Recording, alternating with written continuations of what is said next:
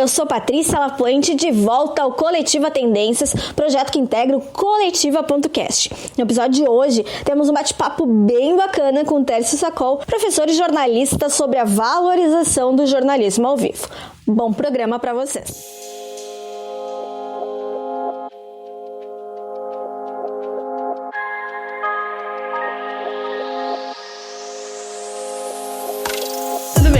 Tudo bom, Patrícia? Obrigado pelo convite. É muito legal falar desse tema porque é um tema muito caro para a atualidade, né? A gente fica discutindo muito assim como aprofundar o jornalismo, mas também o que sobra do jornalismo factual hoje, né? Já que todo mundo produz informação, todo mundo tem Twitter, Facebook, Instagram, o que é o jornalismo ao vivo? E eu acho que tem um papel redobrado agora. Ele tem mais importância do que ele já tinha antes. Eu acho que vai ser bem legal a gente aprofundar esse assunto aí. Tá certo. Eu vou começar então te pedindo para falar um pouquinho aí da tua trajetória e te apresentar para quem não te conhece. Bom, eu sou professor da FAMECOS. Eu sou um jornalista meio multifacetado. As pessoas dizem assim, o jornalista deve escolher uma área e seguir até o fim. Bom, eu nunca respeitei essa orientação. Eu já trabalhei com jornalismo online, com assessoria de imprensa, com radiojornalismo, com projetos na área de comunicação corporativa, com revistas, com texto, redes sociais. Então, assim, eu já trabalhei em Rádio Band News FM, Gaúcha, Guaíba, Secretaria da Fazenda, Portal Infomoney, Portal R7, Canal Rural. Hoje eu dou aula na FAMECOS, sou especializado em relações internacionais, em economia. Também tenho especialização na área de educação, fiz meu mestrado na área de rádio web, que é o que a gente está aqui agora fazendo. E estou na metade do meu doutorado, que fala sobre jornalismo econômico. Além de tudo isso, um pouquinho, eu também sou jornalista freelance, principalmente para conteúdo para ensino EAD, e também trabalho com o Voz, que é um coletivo que trabalha com direitos humanos, principalmente, e a gente tem trabalhado, eu estava inclusive gravando lá, antes de gravar aqui, o nosso produto semanal lá é o Bendita Sois Vós, que é um podcast que já está em todas as redes. Então, assim, eu me considero um jornalista meio multifacetado, eu faço várias coisas ao mesmo tempo, eu gosto de estar sempre me atualizando, assim. Tá certo, então, olha esse currículo, né, gente? Pelo amor de Deus. Vamos começar, então, conversando sobre jornalismo ao vivo. E eu quero ver contigo, então, pra gente dar esse pontapé inicial. Qual é a importância do ao vivo? Eu acho que a gente, em aula, eu cada vez mais tenho dito assim, olha, o jornalismo relato, ele é commodity. Ou seja, todo mundo faz. Só que, ao mesmo tempo, o que a gente tem ganhado, assim, com a Vaza Jato, por exemplo, o Intercept, tem ganhado uma notoriedade porque é a profundidade, é a narrativa, é a interpretação, é a análise, é senso crítico. Perfeito. Acho que o caminho do jornalismo passa por isso. O caminho do jornalismo não é só dar informação, o caminho é interpretar, contextualizar, organizar. Mas o que sobra do ao vivo é o seguinte, cada vez mais a gente tem ao vivo e não tem filtro. Ou seja, a gente tem uma manifestação que nem uma educação, pela educação, que nem aconteceu em Porto Alegre essa semana, e aí a gente vai lá e fala assim, todo mundo faz jornalismo ao vivo, todo mundo faz a sua live. Não tem mediação essas lives. A live de quem faz no Facebook, no Instagram, não é uma live jornalística, porque essas pessoas não têm uma mediação de olhar, de interpretar, de ouvir. Então, o ao vivo, para mim, ele tem um outro papel hoje. Ele tem um papel de, nessa guerra de versões e do que eu acho, o que eu gosto, dizer assim, olha, isso aqui, mediado pelo jornalista, é o ao vivo. Ou seja, todo mundo tem a sua visão da manifestação de ontem. Vai ter gente que vai dizer que é violenta, tem gente que diz que é vazio, tem gente que diz que é cheio. O jornalista, ele não é Deus, mas ele tem uma voz de dizer assim, o que é tudo? Ela é um pouco vazia, ela é um pouco cheia, ela é um pouco manifestação política, ela é um pouco manifestação econômica, ela é um pouco manifestação técnica. Então, assim, eu acho que o grande viés da construção do jornalismo, vamos pegar aqui canais assim, as emissoras de rádio, as emissoras de TV, vamos pegar a Globo News, que sempre faz muito ao vivo, trazer um ao vivo, mediar esse ao vivo e já sair dizendo para o nosso telespectador, para o nosso ouvinte, para o nosso leitor, dizendo, isso é importante, né? Então, uma manifestação como a que aconteceu da educação no Brasil em mais de 80 cidades, isso é importante. viés da manifestação é essa, a imagem é essa, a reivindicação é essa, as pessoas que estão participando são esse perfil. Quando não é do jornalista, a gente perde esse fio, porque as pessoas mostram o que elas querem mostrar. Então as pessoas que não querem a manifestação da educação vão pegar, provavelmente, daqui a pouco, um menino que saiu só de sunga lá e dizer assim, ó, isso é a manifestação. Agora uma pessoa que é da manifestação vai pegar uma outra, dizer assim, ó, essa professora desempregada é a manifestação. Nem só uma, nem só outra. Tudo é a manifestação. E só o jornalista consegue mediar tudo isso, assim. Falando na Globo News, a gente tá agora com a CNN, né? Quase chegando. Eu acho que vai ter bastante conteúdo ao vivo também, né? É provável que sim. Essa é a marca da CNN nos Estados Unidos, né? E o que me reforça também, Patrícia, é uma coisa que eu acho que é bem interessante, assim. A marca dos veículos news é o ao vivo. A marca de veículos como o Intercept, o Nexo Jornal, é o jornalismo interpretativo. Sim. Né? A marca do Discovery, a marca... A Globo News tem documentários, tem programas interpretativos, mas quando tu vai na rua e pergunta para as pessoas o que é a Globo News, é notícia. Né? As manifestações lá de 2013, que a gente viu de perto, porque a gente estava aqui, elas são um grande trunfo, elas são um grande fracasso do jornalismo ao vivo, porque elas mostram que a gente esqueceu de fazer o nosso papel, que é mediar. E como a CNN vem agora, ela mostra uma coisa, olha, essa ideia de que ninguém mais faz ao vivo não é verdadeira. Vai fazer ao vivo que tem estrutura para fazer ao vivo. Isso eu acho que é importante dizer. Não é qualquer pessoa. Muita gente se empolgou com o Mídia Ninja há muito tempo atrás, dizendo assim, eles fazem ao vivo de tudo que é lugar. Não, eles fazem uma mediação com viés. O ao vivo da Globo News, da CNN, também tem viés, mas ele tem um filtro jornalístico um pouquinho mais radical, que é dizer assim, bom, o que é verdade, o que é mentira, o que é fato, o que não é. A prisão do Lula, até a entrega dele, foi uma grande demonstração de ao vivo por parte da Globo News, e a CNN vai replicar isso. Tu vê que quanto menor a estrutura, menos as pessoas tendem a usar essa emissora como ao vivo. Aqui em Porto Alegre, a gaúcha predomina por sua capilaridade. Tem uma gaúcha Serra, tem uma gaúcha em Pelotas, tem uma gaúcha em Santa Maria. Então o ao vivo fica mais fácil. Quando tem uma estrutura que nem uma Rádio Bandeirantes, que só tem uma redação em Porto Alegre e uma redação pequena, o ao vivo fica muito restrito ao relato dos ouvintes, mediado pelo jornalista, e ao pouco que se tem na rua. Às vezes um repórter, ou às vezes um repórter em deslocamento.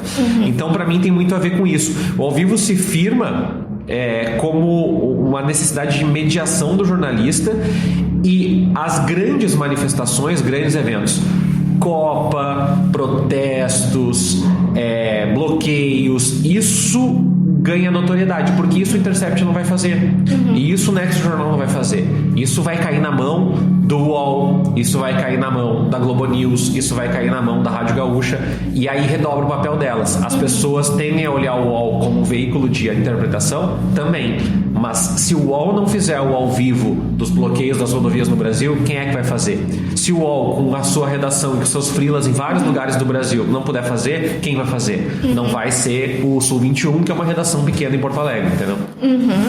E tu concordas que há uma valorização dessa necessidade pelo consumo do ao vivo nos últimos tempos? Eu acho que o Instagram, o Stories do Instagram e o Snapchat são uma grande demonstração. A gente brinca que é a rede social do Bauman, né? Que é tudo muito líquido. Dura 10 segundos e vai embora e acaba. E a gente tem muito uma necessidade do imediatismo. E eu não estou dizendo que isso é bom, Patrícia. Eu estou dizendo que isso acontece. Sim. Né?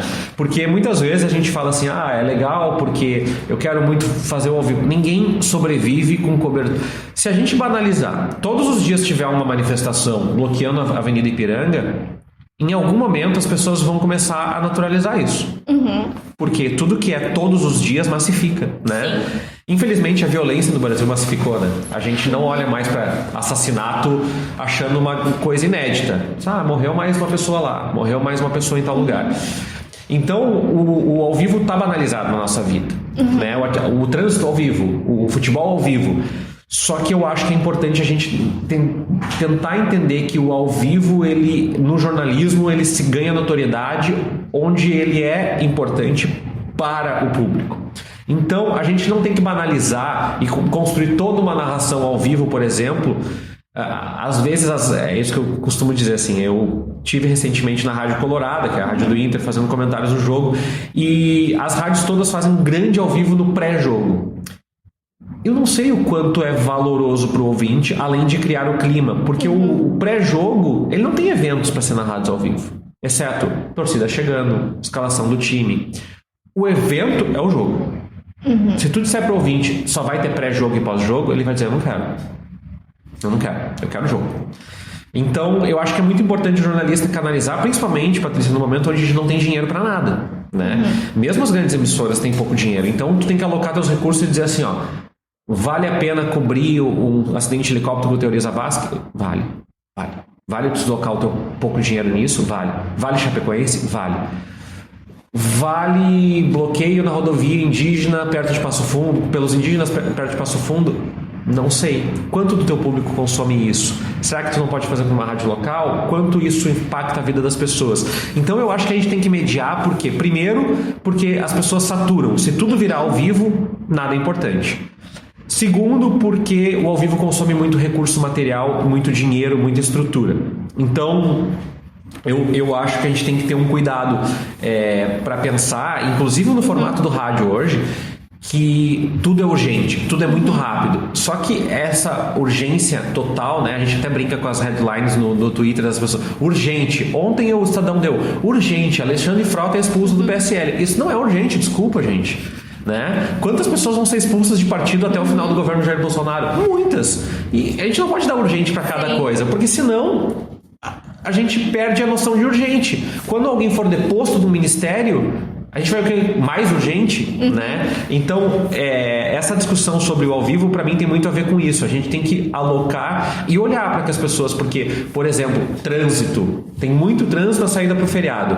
Merece uma cobertura inteira ao vivo? Não, porque banalizou. A gente precisa dar informação pontual para o ouvinte. Quantos dos nossos ouvintes estão no trânsito, tá na Ipiranga, e aí tu vai fazer uma cobertura ao vivo de trânsito, uma tarde inteira, uma hora e meia de trânsito, numa sexta-feira de tarde, ele tá na Ipiranga, ele não quer saber na Avenida da Legalidade como é que tá o trânsito, porque não interessa para ele se ele tá na Ipiranga. E às vezes a gente tem esse afã, a gente faz muitos ao vivos no jornalismo porque é assim, porque Deus quis, e não é assim. A gente precisa estar sempre olhando o cenário e dizer, para isso serve, para isso não serve, vale botar dinheiro aqui, não vale botar dinheiro aqui. Acho que essa é a grande importância, olhar para a vida das pessoas e o quanto aquele ao vivo vai impactar a vida das pessoas e vai direcionar para a vida delas isso.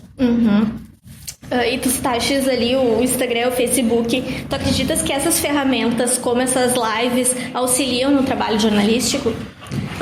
A minha sensação é que elas auxiliam, mas o jornalista ele não pode perder o fio da meada. O que eu quero dizer é que muitas vezes os meus alunos usam Twitter, Instagram e Snapchat, e aí às vezes eles olham para um evento no Instagram e dizem assim, está todo mundo falando de tal coisa. E a gente tem que ter um recorte do Brasil. O Brasil é um dos países mais desiguais do planeta, né? E a gente fala assim, tá todo mundo falando da nova loja de hambúrgueres que abriu em tal lugar. Não tá todo mundo falando. Porque tem muita gente que tá falando do desemprego, e tem muita gente que tá falando da violência, do ônibus que não chega,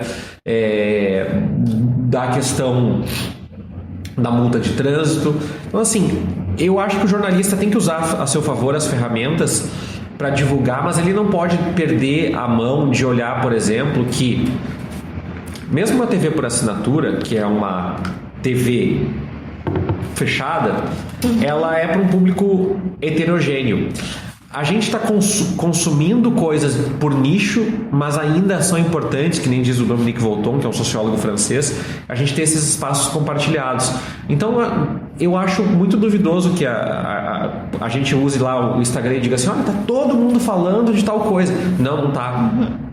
Tá todo mundo falando porque tu segue pessoas que falam sobre isso, né? Olha, ninguém para de falar daquele evento irlandês lá da cerveja verde, agora me faltou o nome, Patrícia, St. Patrick's Day, né? E na minha bolha todo mundo tá falando disso. E a gente fala, tá todo mundo falando de St. Patrick's Day. Não, amigo, ninguém tá falando disso. É só as pessoas que gostam de St. Patrick's Day que estão falando disso.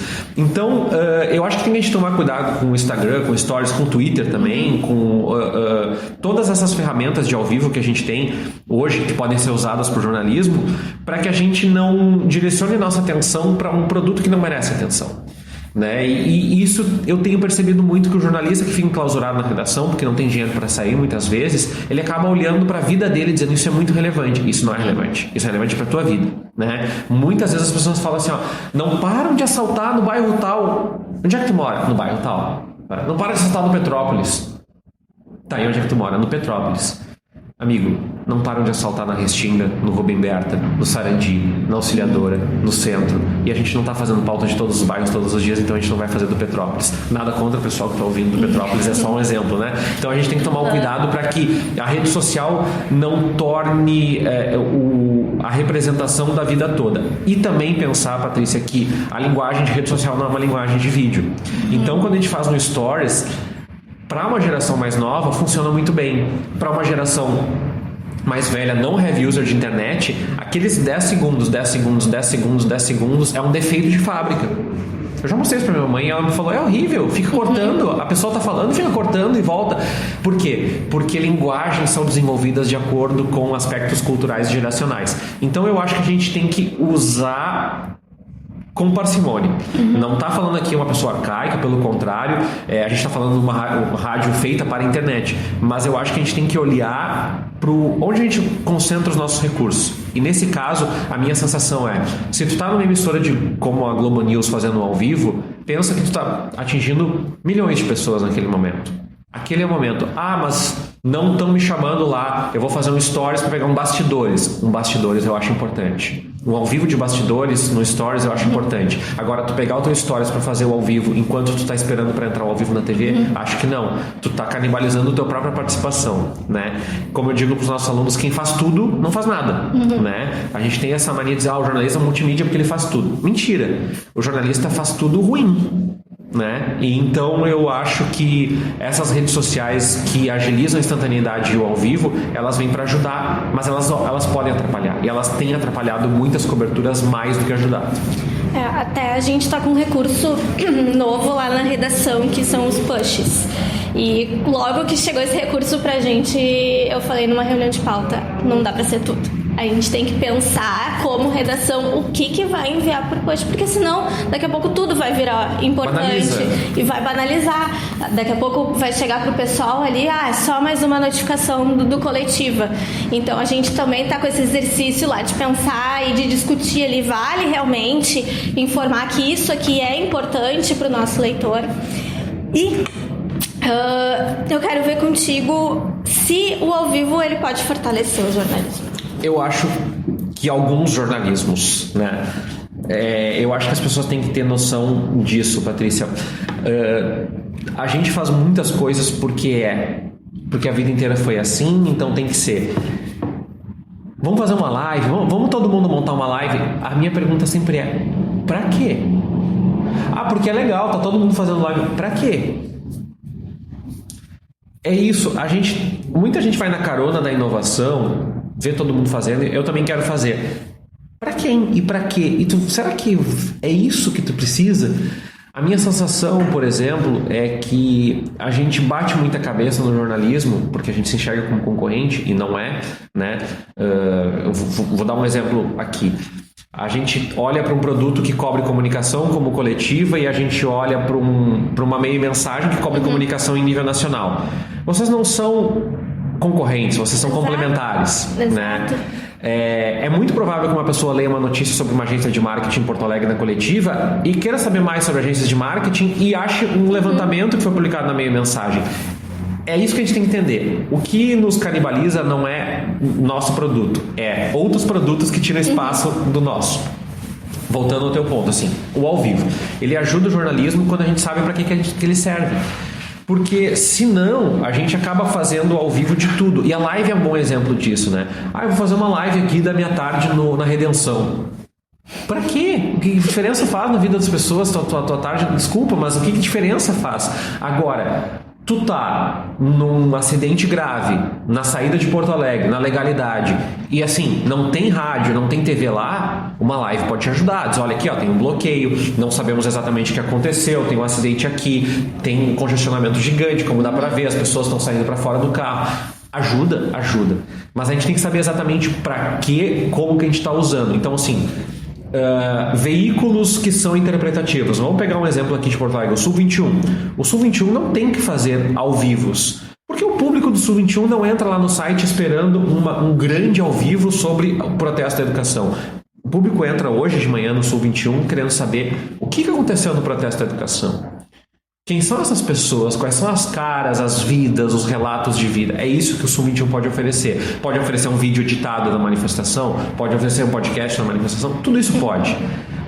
Mas vamos deixar o ao vivo para a Gaúcha, para a Rádio Guaíba, para a RBS TV, para o SBT, fazer nas suas redes sociais, porque eles têm estrutura para isso.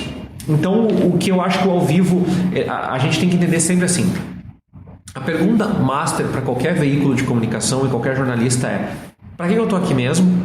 E uma vez que tu tiver respondido essa pergunta como é que eu uso o pouco que eu tenho, e sempre é pouco, não, por mais que as pessoas digam, mas eu trabalho na Globo, é pouco, sempre é menos do que a gente gostaria. Como é que eu uso o pouco que eu tenho para canalizar energia para isso? Então a minha resposta são duas respostas na realidade. O ao vivo ele pode ajudar, mas ajudar quando a gente sabe exatamente o que a gente quer e para onde a gente vai, porque não adianta montar uma estrutura faraônica. Eu vejo muitas empresas de comunicação fazendo transmissões, lives de eventos, né?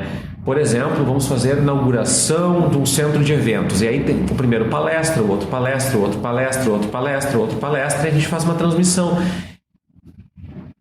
Gente, se as pessoas em geral têm uma dificuldade de ver vídeos de 10 minutos no YouTube, quem vai assistir uma transmissão de um evento de 3 horas? Será que o caminho não é colocar uma câmera mais próxima e abrir a primeira palestra, já editar essa primeira palestra, já jogar a segunda palestra? Porque é isso, muitas vezes uma fã da gente querer dar informação ou oferecer o ao vivo, a gente esquece que as pessoas não têm tempo para consumir o ao vivo como elas tinham na década de 90, 80, 70, né? Que tu parava um protesto como... Não precisa ser tão longe. 2013 as pessoas pararam na frente para a TV e ficar 2, 3 horas vendo. Um protesto hoje no Brasil, as pessoas olham, ligam a TV e dizem, tem protesto. Ok, vou fazer outras coisas, depois eu volto, se tiver o protesto eu continuo aqui. Porque o ineditismo do protesto no Brasil, ele acabou.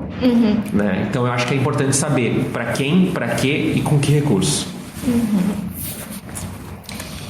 E quais são as plataformas e conteúdos que estão fazendo hoje esse ao vivo que vale o teu destaque? Eu acho que a experiência do Gaúcha ZH é uma boa experiência. Não é uma experiência elogiável, porque eu acho que demitir jornalistas com grande trajetória não é elogiável.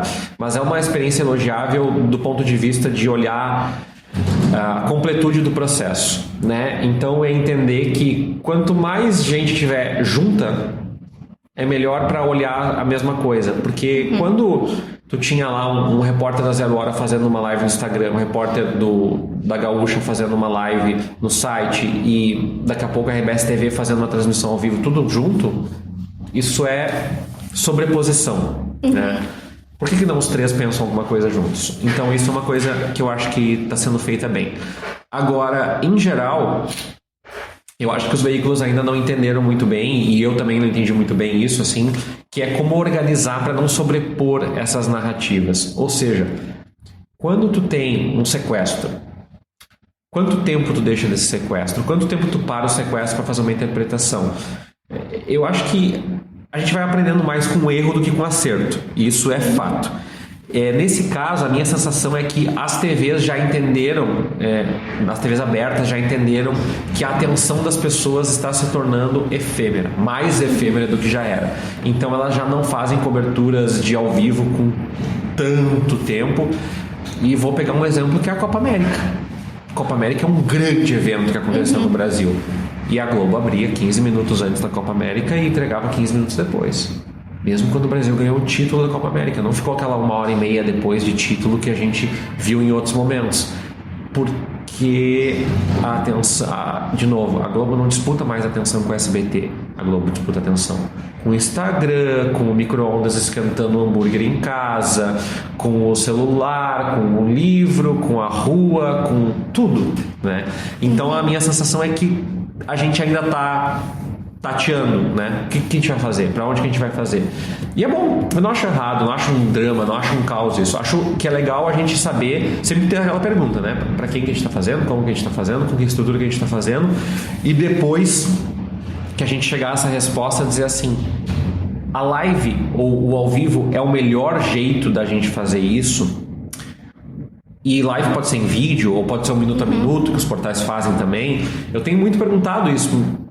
Minuto a minuto de futebol, por exemplo. É muito importante. É muito importante. Mas assim, eu já vi muito minuto a minuto quando eu estava na aula, na pós-graduação, tal, minuto. Hoje, eu já fico pensando que o minuto a minuto do futebol, ele já não é tão amigável como foi um dia. Porque as pessoas que não tiverem vídeo daquele momento, um premiere da vida, por exemplo, para assistir o jogo do Grêmio, elas vão ouvir no rádio. Eu não posso ouvir no rádio. Eu também não posso, porque eu vou...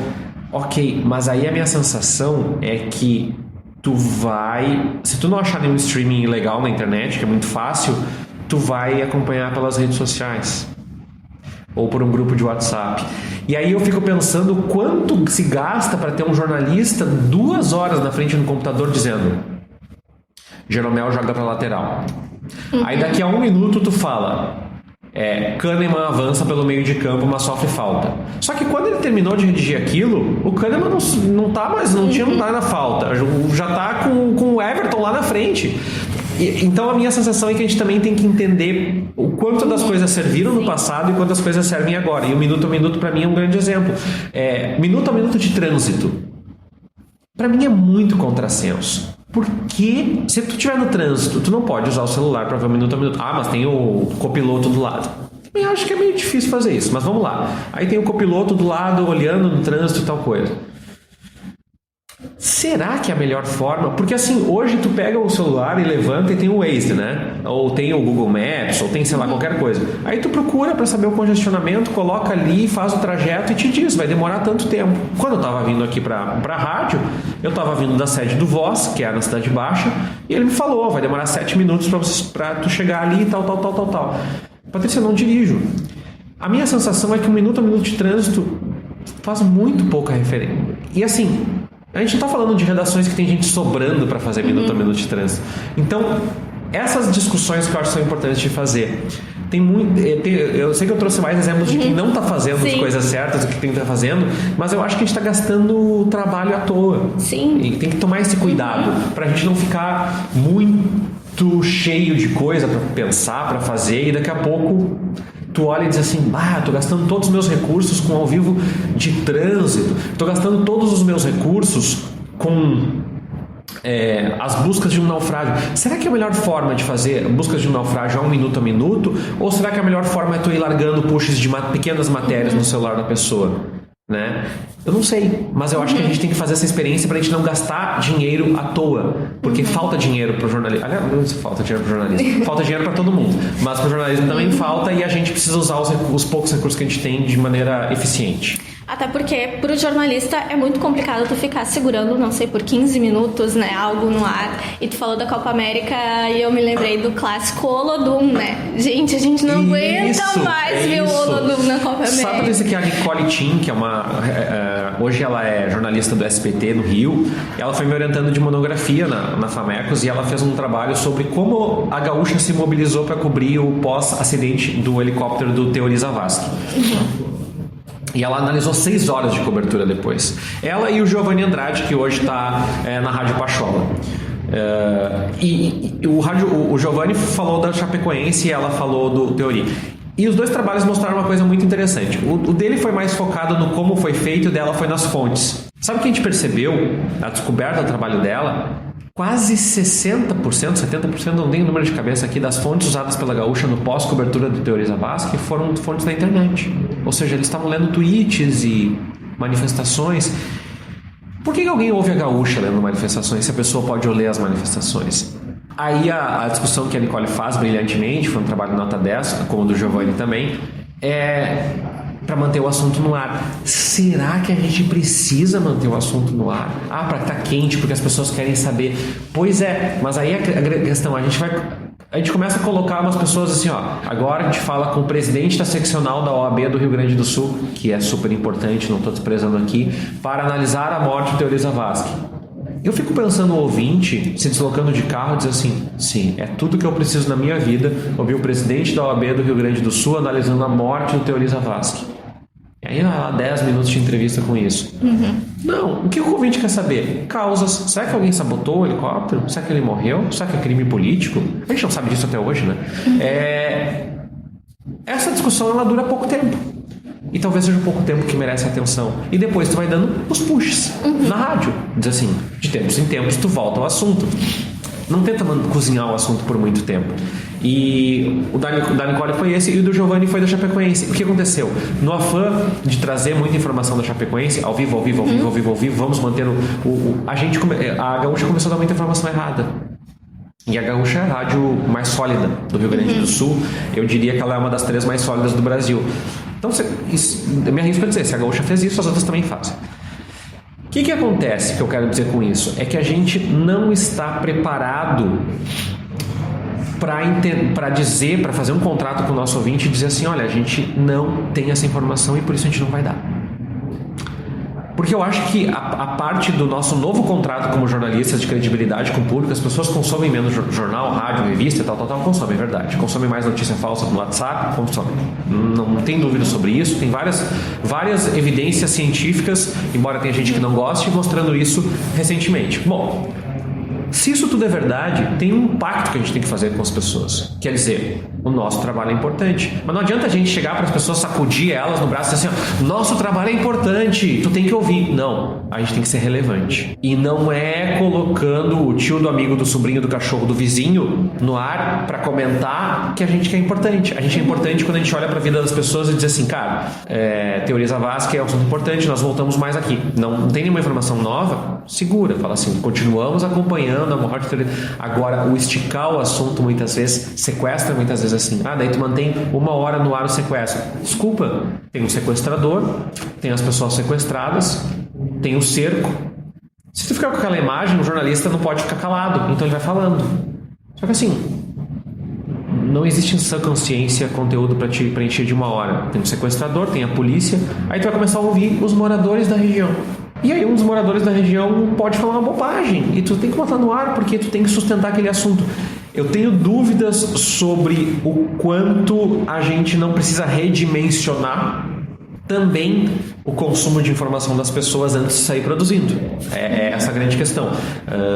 O jornalismo mostra que primeiro acontece o fato, depois a gente vai lá e põe a live no ar. É muito impulsivo o processo. Mas já que é impulsivo e a gente já tem várias histórias de coisas que aconteceram no passado, agora a gente já pode pensar, será que a gente precisa manter um assunto no ar? Será que a gente precisa fazer live de tudo? Será que a gente precisa colocar coberturas ao vivo? Será que a gente precisa fazer coberturas de saída de praia sempre? Será que os ouvintes gostam de cobertura de praia? Quantos ouvintes gostam? A gente precisa ter esse dado. Talvez gastar dinheiro com isso e não gastar tanto dinheiro com as coberturas para saber exatamente o que a gente está precisando. E quais são as maiores dificuldades e os desafios de se fazer o ao vivo? Eu acho que estrutura financeira. Hoje, todo mundo pode fazer o ao vivo do celular. Mas por todo mundo fazer um ao vivo com o celular, ou todo mundo fazer um ao vivo numa rádio, a diferença é que tu espera de um produto jornalístico mais qualidade. Porque se for para fazer...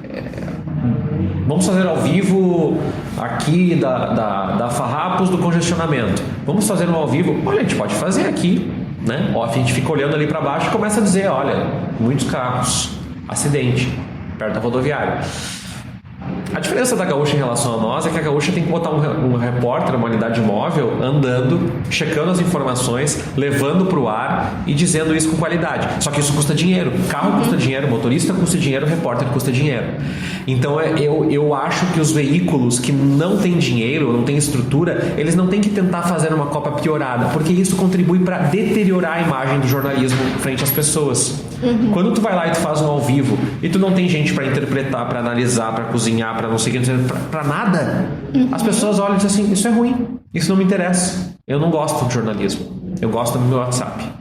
Bom, isso tem a ver com estrutura e para mim, para fazer um bom ao vivo, com interpretação, com fatos, com análise, com crítica, com tudo, precisa de estrutura, precisa de dinheiro. Não adianta ir lá e dizer assim, vamos fazer, eu não estou sendo pejorativo, mas eu quero dizer, vamos fazer com a Rede TV uma grande estrutura de cobertura do sequestro. A Rede TV não tem estrutura para fazer um grande sequestro.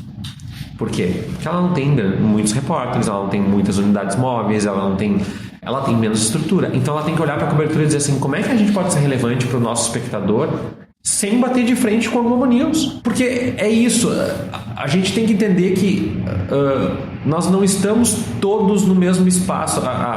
Eu volto àquela história, né, Patrícia, das pessoas dizer assim, bom, mas se as pessoas estiverem consumindo ao vivo do trânsito na Gaúcha, elas não estão consumindo a Bandeirantes. Elas podem estar consumindo no Waze, elas podem estar consumindo no Twitter. E eu nunca vejo os jornalistas se formando e dizendo assim, a Gaúcha compete com o Twitter, né? Não, a Gaúcha compete com a Guaíba. Não.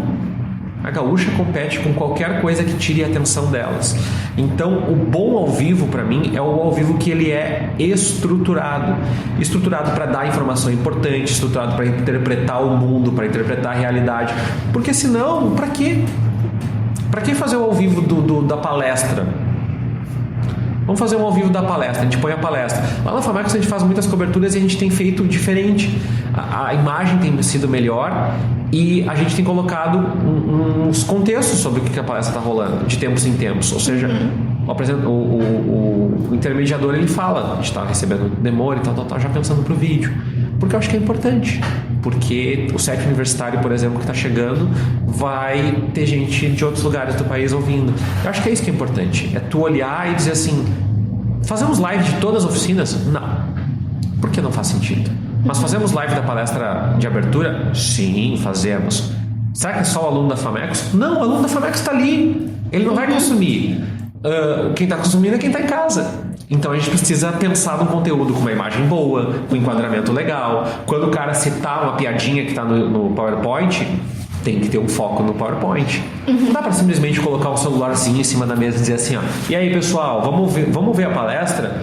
Ah, mas o som não tá bom. Ah, mas tu deveria ter vindo, né? Não é assim que funciona. Então a gente precisa ter estrutura, precisa pensar, precisa ter estratégia para fazer um bom evento. E até lá no coletivo a gente pega muito essa questão também do ao vivo de cobrir as palestras e levar em texto com mais profundidade para o pessoal do que simplesmente porque quem quiser, né, olhar, quiser saber mais sobre aquele conteúdo, às vezes não vai querer parar para ficar olhando, né? A pessoa falar por 45 minutos, vai querer olhar depois. É isso.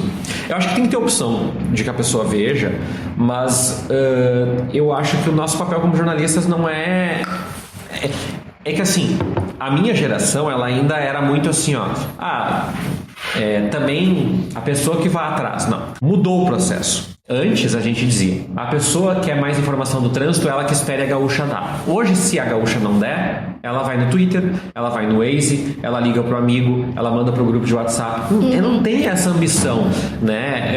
Embora o correspondente Piranga ainda seja o noticiário que guarda a última notícia, a mais importante. Isso é uma coisa que vai mudar fatalmente, porque ninguém vai esperar o correspondente Piranga dar a notícia mais importante. Primeiro, porque as pessoas têm a sua própria notícia mais importante. Segundo, porque ninguém quer esperar nada. Então, dado esse cenário todo desenhado assim, a minha sensação é que a gente precisa olhar pro evento do ao vivo e já ir pensando no que o jornalismo pode produzir de relevante. Então, por exemplo, eu citei agora protestos, né? O que hoje, um day after de protestos, a gente pode dar? A gente pode dar uma galeria. A gente pode reunir hiperlinks de todos os protestos. O que cobertura de uma palestra sobre marketing digital no contexto da contemporaneidade pode dar no after palestra? Bom, a gente vai lá, faz a reportagem, eventualmente hiperlinka outras coisas que essa palestrante já tenha falado, daqui a pouco coloca também onde ela está, já coloca um link para onde ela está, porque é isso que vai ser relevante, é isso que a gente pode fazer pelo nosso leitor. O que a gente não pode fazer pelo nosso leitor é dizer assim, essa é a palestra dela, ela falou bastante sobre tecnologia, como usar as redes sociais a seu favor. Agora, tu te vira aí onde ela falou isso? Não. Porque se tu disser tu te vira, ela vai dizer assim, eu vou procurar em outro site ou em outro lugar porque alguém vai me dizer, ou se ela não disser, ela vai mandar um e-mail dizendo assim, queria saber qual parte, ou sabe? Então a gente tem que saber o que do ao vivo a gente tira como relevante, como impactante para as pessoas também. Então tá. Toda essa conversa com mais informações, pesquisas, outros especialistas, vocês podem conferir nas páginas do nosso carro-chefe, a Tendências Comunicação, na edição de 2018. Ela pode ser visitada em coletiva.net/revistas. Ou quem preferir receber um exemplar impresso, pode enviar um e-mail para tendências@coletiva.com.br. Lembrando que essa reportagem sobre a valorização do ao vivo, que teve também a participação do Tércio, ela é exclusiva do digital.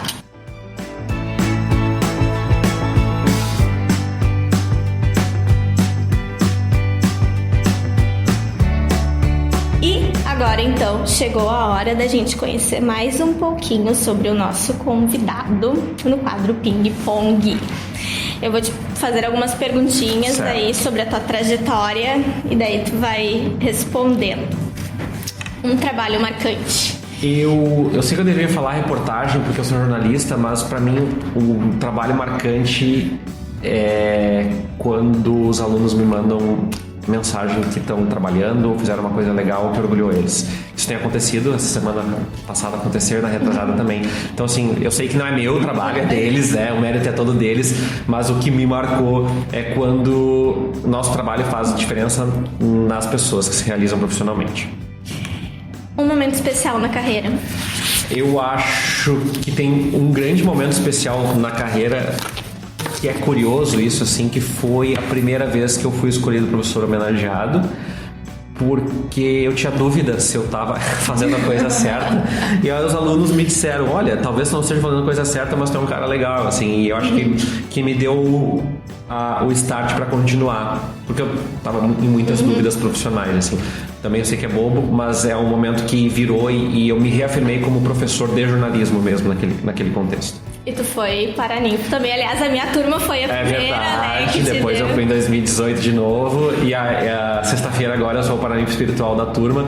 E aí nas últimas 10 formaturas, em 9 delas eu estive como homenageado ou como paraninfo. Desde então não parou mais. Acho que então tá fazendo a coisa certa. Daí deu né? certo, um pouco pelo menos, essa parte deu certo.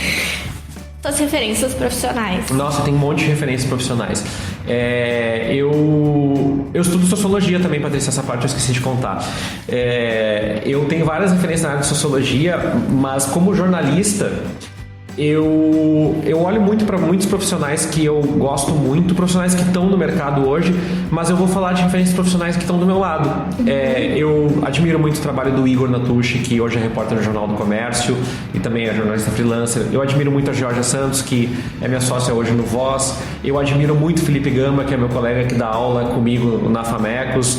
Eu admiro muito a Fê Cris, que dá aula comigo também. Então, eu tenho trazido um pouco dos colegas porque talvez às vezes não seja tão visível, mas eu acho que o espelho não é tanto do resultado do trabalho, mas da conduta ética e profissional, assim. Então os meus espelhos estão mais próximos, estão muito do meu lado. Eu olho para dizer assim, eu tenho muito orgulho de ter tal pessoa como colega, assim, o Fábio como meu chefe, e aí são pessoas que eu levo bastante assim como referências hoje.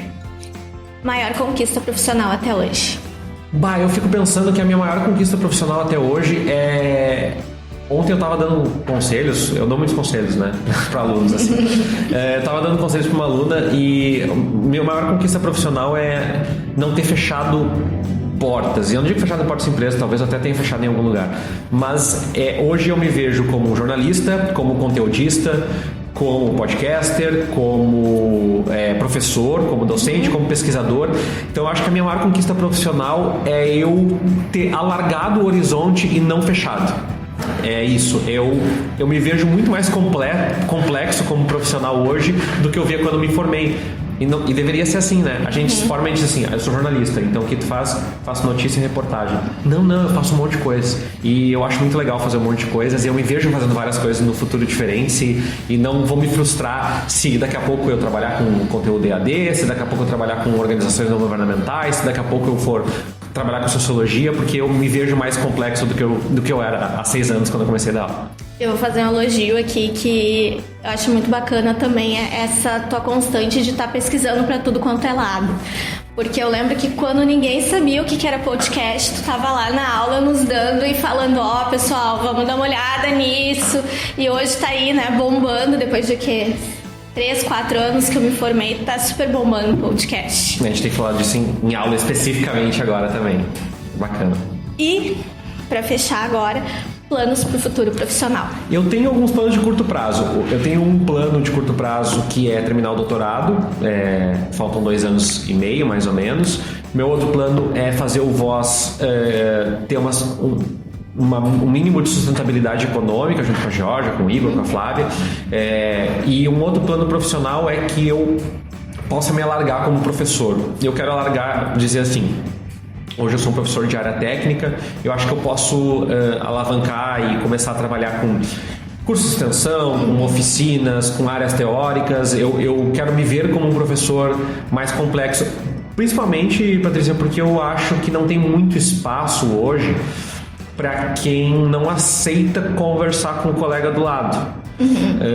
Aquela ideia de dizer assim, o jornalista de economia é o que faz só economia, cara, eu costumo brincar, as pessoas não são editorias, né? Daí fala assim, o leitor de economia. Eu nunca vi as pessoas na rua dizer assim, aquele ali é o leitor de economia, aquele ali é o leitor de política, aquele é o de polícia. As pessoas não têm uma tarja na cabeça. Sim. As pessoas às vezes leem economia quando o FGTS dela vai ser sacado, e às vezes ela lê polícia quando o bairro dela tem um assalto. Sim. Então, se as coisas são assim no dia a dia, por que a gente se divide, né? A Patrícia não é a jornalista que faz conteúdos especiais para a coletiva. Ela faz conteúdos especiais, ela faz o podcast, programa em rádio, ela também pode fazer redação em redes sociais e cobertura de eventos e o próprio evento, se for o caso. Eu acho que às vezes dá uma ansiedade fazer tudo isso, mas eu acho que nos torna um pouco mais compreensivos para o mundo. Porque se a gente fica muito batendo o martelo dizendo, eu sou um jornalista que faz só texto, cara, o mundo não é só texto. Quem faz texto é editado, quem faz texto tem foto, quem faz texto é publicado. E se a gente não olhar para o lado e ver isso, a gente acaba entrando numa redoma de vidro assim e fica batendo cabeça um de um lado para o outro, assim. Agora eu me lembrei até foi numa aula de rádio uma vez, um colega, eu tinha pedido pra ele editar um áudio pra nos ajudar, enfim, a subir, e ele falou, não, eu não faço isso, eu só apresento. Isso não existe. A gente sempre fala, tem que falar cada vez mais, né? Porque um aluno me disse assim, porque quando eu estiver na Gaúcha, eu falei, e se tu estiveres na rádio em Membuí, da minha cidade ali? Mas eu não quero trabalhar na rádio em Membuí. Eu falei, mas não é uma escolha que tu faz. A gente não escolhe os lugares onde a gente vai trabalhar. A gente trabalha onde tem oportunidades para a gente trabalhar. Exato. E se estiver na Rádio Membuí, tu vai fazer reportagem, edição, produção, redes sociais, texto. Ele falou assim, mas não é certo. Eu falei, tem muita coisa que não é certa, mas eu prefiro que tu saiba lidar e esteja preparado. Então assim, eu acho mais legal do jornal, não é desprezar as outras áreas. Eu sei que a gente tem ouvintes da PP, da IP, do cinema, do audiovisual, do design, mas assim, uma das coisas mais legais do jornalismo é que a gente tem alunos saindo hoje trabalhando com estratégia de conteúdo digital e tem aluno hoje trabalhando como repórter de vídeo mais tradicional possível, saíram do mesmo curso, né? Então isso é uma das coisas legais, assim, o curso te dá muitos caminhos. Às vezes é ruim também porque as pessoas se frustram falando assim, eu queria que vocês dissessem exatamente o que tem que fazer. No jornalismo a gente não faz isso. É verdade. Então ficamos por aqui. Eu agradeço imensamente a presença do Tércio. Muito obrigada. Obrigado, Patrícia, e aos ouvintes, continuem acompanhando esses cenários, essas tendências, porque uma maneira de se situar no mundo do que a gente está falando, do que a gente está pensando, é estar acompanhando tudo isso, é estar ouvindo, é estar lendo, é estar assistindo, e muito legal esse trabalho de vocês, parabéns. Obrigada.